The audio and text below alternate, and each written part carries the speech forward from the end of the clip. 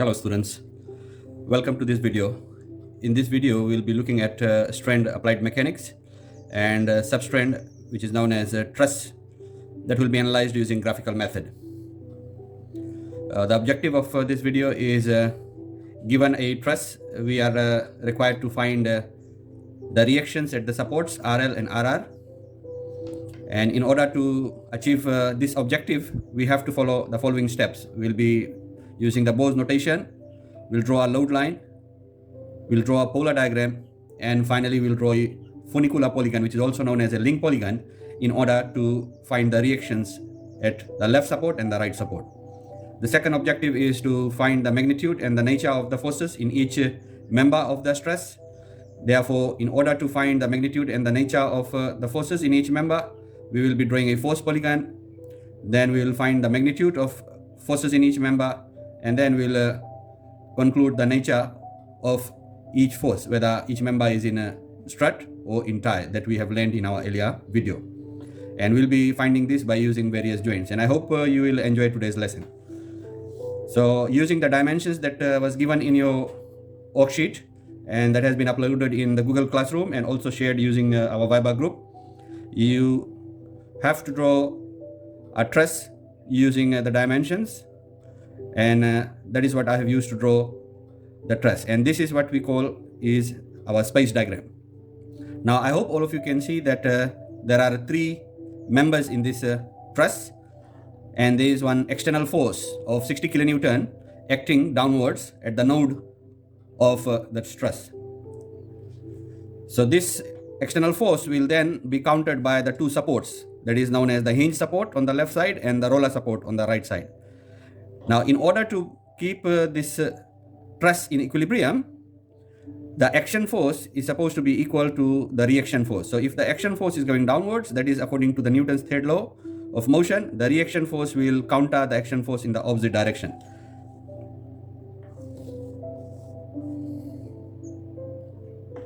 That basically means that we have to draw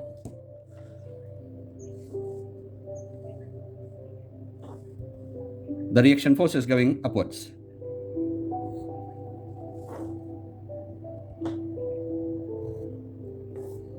And these are the senses in which the reactions on the left support and the right support will behave. So we'll go to the first step, which is labeling the spaces using the Bose notation.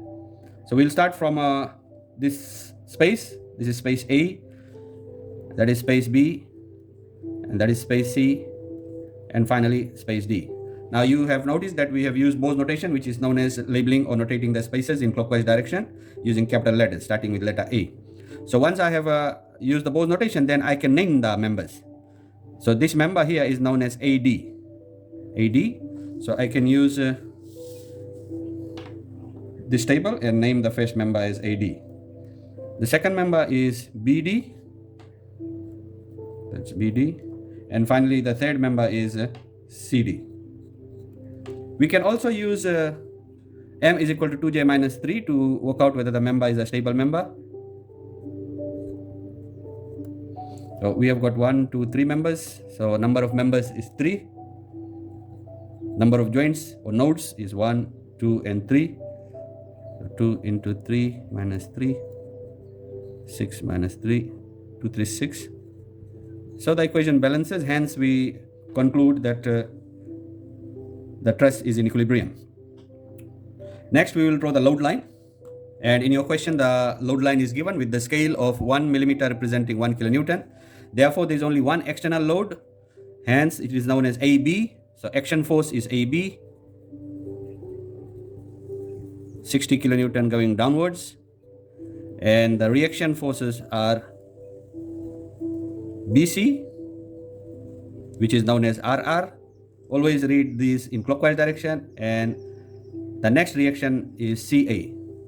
So CA is RL. This is what we are investigating, and this is what we have to find. Now going back to load line, action load is 60 kilonewton downwards. So on the load line I'll use the scale which says 1 mm is equal to 1 kilonewton. Therefore I have to measure 60 millimeters. and draw the load line. So that's 60 millimeters. And the name of the action force is AB. So I'll use letters A and B to label my load line. So we have completed the load line. If you have two loads, then you have to add the second load below the first load. And remember, load line will be a single line that will represent all the action forces acting on the truss. Now I'll draw the polar diagram. Polar diagram will consist of rays from the points on the load line. Since we have got 2 points, which is A and B, so we'll have two rays.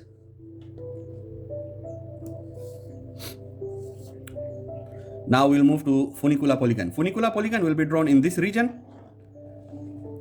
And funicular polygon is drawn by moving the lines of action of all the forces. Remember, these are the forces, 60 kilonewton, and the reaction forces RL and RR. So altogether there are 3 imposed loads and reactive loads. So using my set squares, I'll move these projections down. That's RL, that's RR,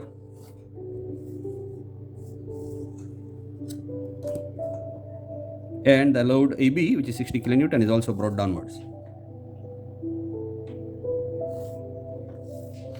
Now I will draw the funicular polygon by taking parallels from the rays.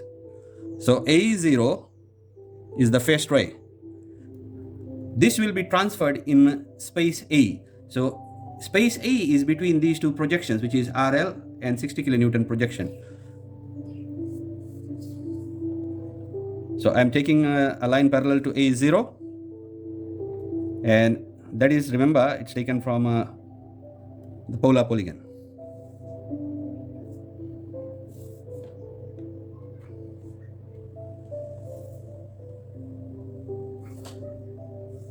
Okay. So that's how I have transferred the first ray. I can call this ray as A0, and it, remember, is falling within space A. Then I'll take a parallel from B0, and B0 will be transferred on space B. So space B is transferred by these two projections, so that becomes B0, and that's the second ray. Now, in order to complete the funicular polygon, I have to get the closure. Closure will fall between the two reaction forces, and I will draw the closure with broken line, which is now labeled as C0, which correlates with space C. That's our closure. Now we have to transfer this closure C0 back to our polar diagram or polar polygon.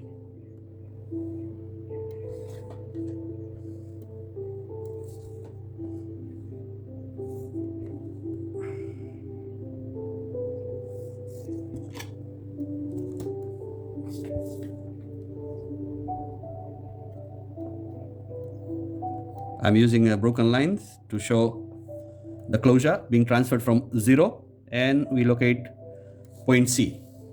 Now it's important for you to understand the reaction values that we have earlier labeled. Action force was known as AB, reaction force is BC. So I'll read from B to C. B to C represents RR. So this distance gives me the value of RR, and CA gives me the value of RL. So I'll measure these values and use the scale to convert the reactions at the supports. So the first value is 15 mm, which will be 15 kilonewton. And the second value is 45 millimeters, which will be 45 kilonewton. And dear students, these two values should add up to the action force, which is 60. So RR becomes 45 kilonewton and RL is 15 kilonewton, which is summed up as 60 kilonewton force going upwards. These are forces going upwards. So that's how I will be solving the first question, which is finding the reaction at the supports RL and RR. RL is 15 kilonewton and RR is 45 kilonewton load, and both reactions are going upwards. That's the first part.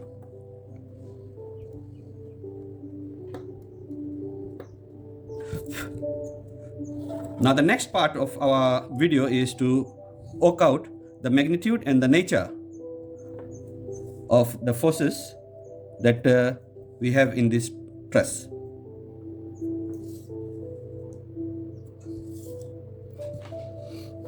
Now if you look at the Bose notation, we have got A, B, C, which is already found on the load line. The missing point is D.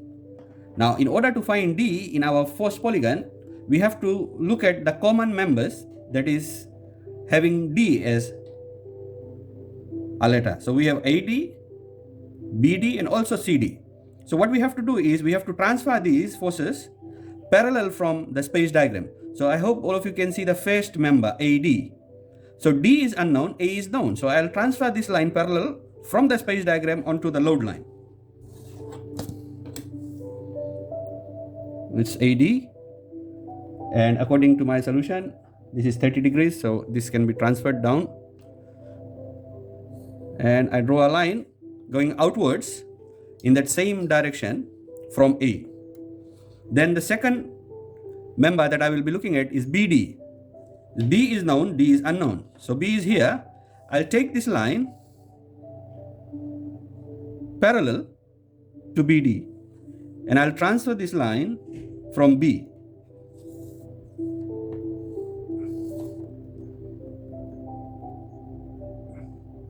So I'm projecting the line from B towards the first line which I drew earlier on. The intersection of these 2 points will give me the unknown point, which is D.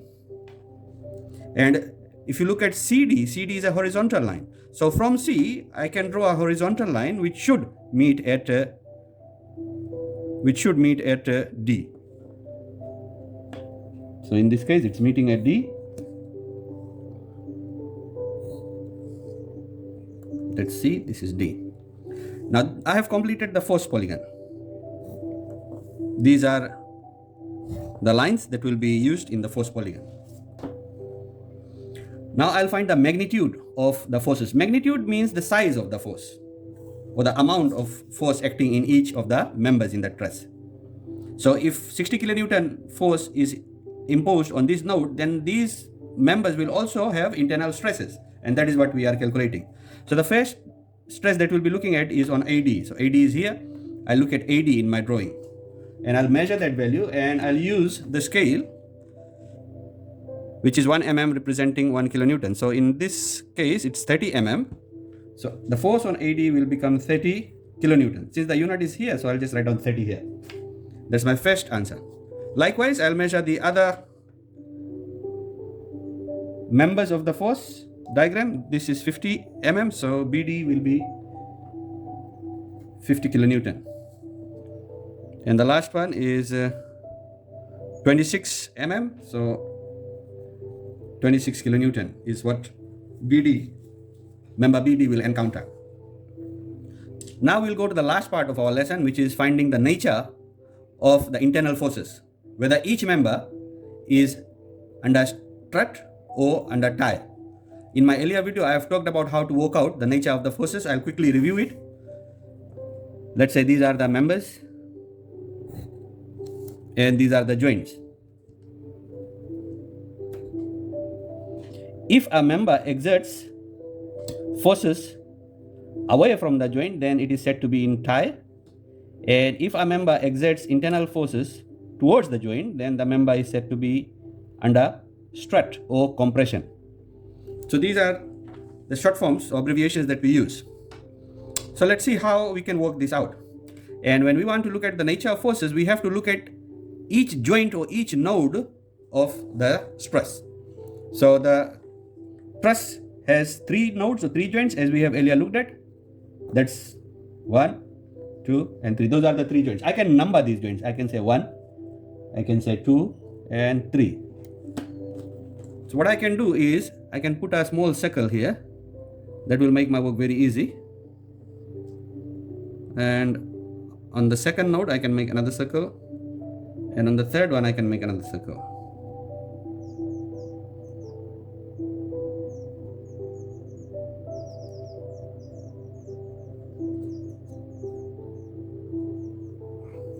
So what happens in this case is that when we make circles, we can break the joints and put them separately. So I can say joint 1 can be drawn here. That's 60 kilonewton. And there is one member going this way and another member going this way. So I look at the spaces here. This is A, that's B, and this is D. So I'll transfer those here, A, B, and D. That's joint 1. How to basically name this joint is by looking at the external force and reading the spaces in clockwise direction. So I'll read from here. A, B, D, back to A. A, B, D, back to A. That's joint 1. I look at the second joint. I'll quickly sketch it here. I'll transfer the spaces. That is B, this is C, that is D. B, C, D. And joint 2 is now named from the external force in clockwise direction. So I'll start naming from B. B, C, D, back to B. Remember, I'm reading in clockwise direction. The next joint is joint number 3. So joint 3 is something of this nature. There's a vertical reaction, a horizontal, and a sloping member. That's A, B, and C. This is a bit tricky. Remember, you have to start from the external force. So the external force here is RL, the external force here is RR, and here it's 60. So you have to move from C in clockwise direction, not from A. Since we have named the reaction as CA, so we have to name this joint from C. So the naming of joint 3 will be C in that direction, C to A to D back to C. So some students are normally confused using this, but be mindful that you have to name the spaces of the joint from the external force. So external force is 60, so the force is named as AB. So go in clockwise direction. Look at this one. The external force is RR, known as BC. We have named it earlier on here. So B, C, and then moving in that direction. And the external force here is CA. So you start with C and move in that direction. C to A to D back to C. Now that's the procedure of naming the joints. Now how we'll get the nature of forces is by looking at these points on the force polygon. So this is the force polygon. Let me label it.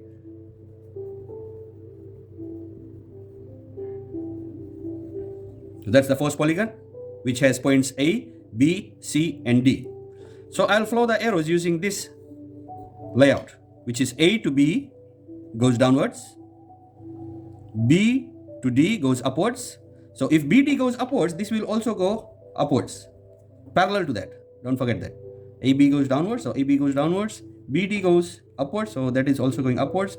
And then from D, we have to go back to A, so that is also going upwards. So this arrow will be also upwards. So this is basically similar to flowing the water in a plumbing system. Let's say the inlet is here, and that's the flow of water, A to B, B to D, D back to A. So it's just like a circuit which moves around in that format. So what I get here are 2 points, and I transfer the arrowheads here in my space diagram. So this is at joint 1, so I transfer those 2 at joint 1. Now, if a force is acting towards the joint, there's a highly chance that the same will happen on the other side. If it is acting towards the joint, the other one will also act towards the joint. Similarly, if I look at this one, BD has a force acting towards the joint, this will also go towards the joint. So we'll prove whether these two are correct in our second case. So we'll look at joint 2 now. Joint 2 says B, C, D back to B. So we'll start at B. BC is an upward force, so RR was an upward force, so that goes upwards. Then C to D. If you look at the direction of this movement, it's going to the left. So I will draw that arrowhead here, going to the left. And then from D, I have to go back to B. So this is going downwards. So here, this force will go downwards. So as soon as I draw this, you can see my earlier assumption was correct. When one force is acting towards the joint, the other one will also act towards the joint. Now we look at the last joint, which is joint number 3.